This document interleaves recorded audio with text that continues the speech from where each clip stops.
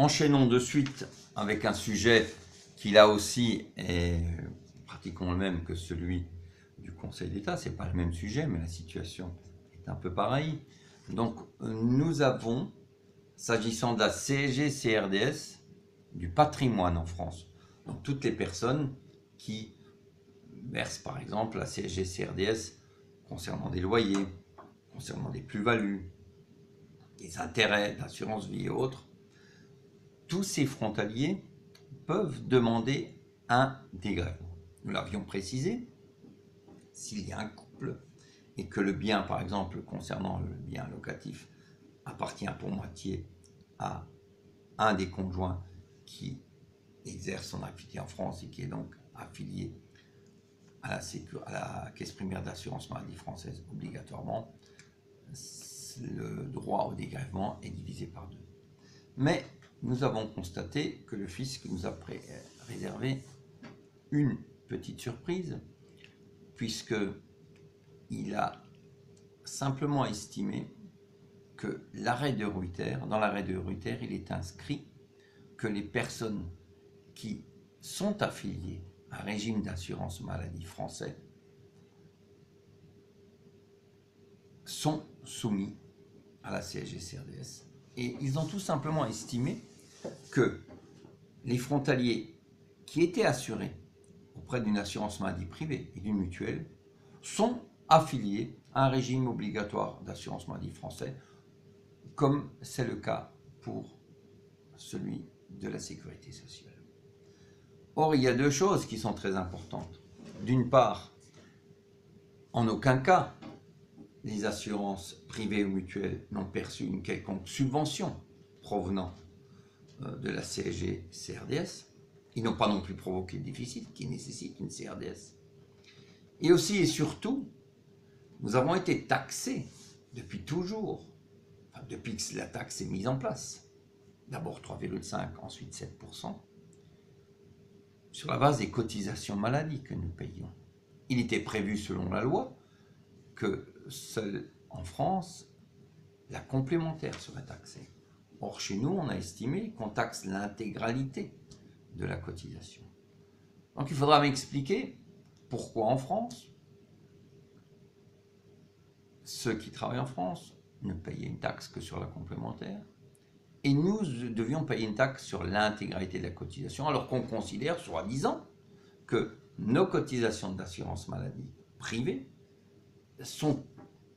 correspondent aux cotisations de sécurité sociale obligatoires en France, vous le savez. Donc là, nous avons un énorme problème. Il n'est pas aussi énorme que ça. Je dirais que la confusion est totalement incohérente. Mais nous n'arrêtons pas notre contestation à cela. Il est à noter surtout que le gouvernement tente, fin décembre 2015, de faire payer l'ensemble des personnes qui ont aussi une activité à l'étranger et qui payent la CSG-CRDS en France, qui l'ont payé. Il tente à partir du 1er janvier 2016 de contourner l'arrêt de Ruyter en disant attention, nous n'allons plus prélever de CSG-CRDS, mais nous allons prélever le même pourcentage de votre patrimoine mobilier de France pour le verser au Fonds de solidarité vieillesse. Et ainsi, l'arrêt de Ruyter ne peut plus nous être opposé.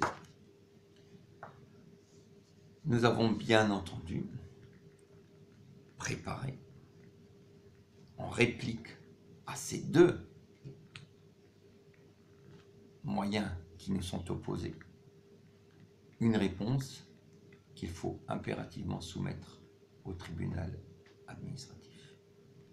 Et nous avons prévu, dans les plaintes que nous avons déposées au tribunal administratif, à ce que des questions préjudicielles soient demandées à la Cour de justice européenne. Nous avons demandé au juge du tribunal administratif à ce qu'il pose plusieurs questions, puisque dans le cas présent,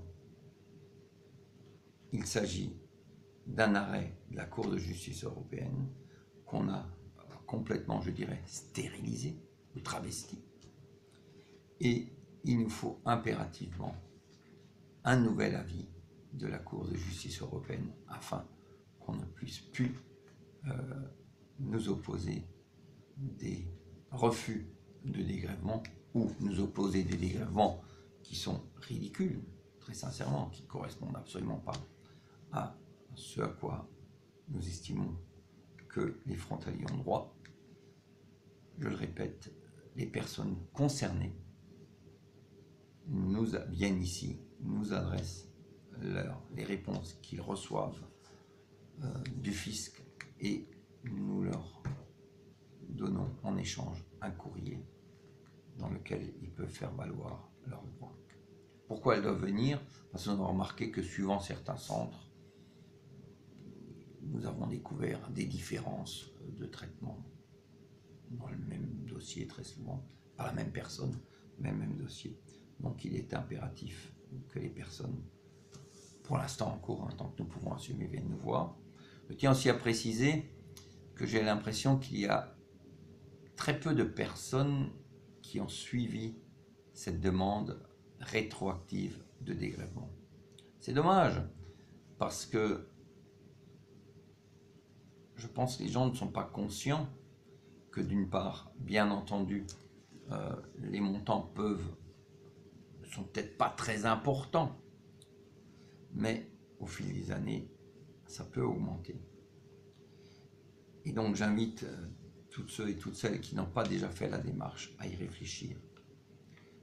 Je le répète, nous avons réellement des moyens à opposer au gouvernement et ceux qui sont concernés pourront en prendre acte et connaissance et déposer leur recours auprès du tribunal administratif. Et j'espère que la Cour de justice européenne devra statuer à ce sujet. Voilà, merci.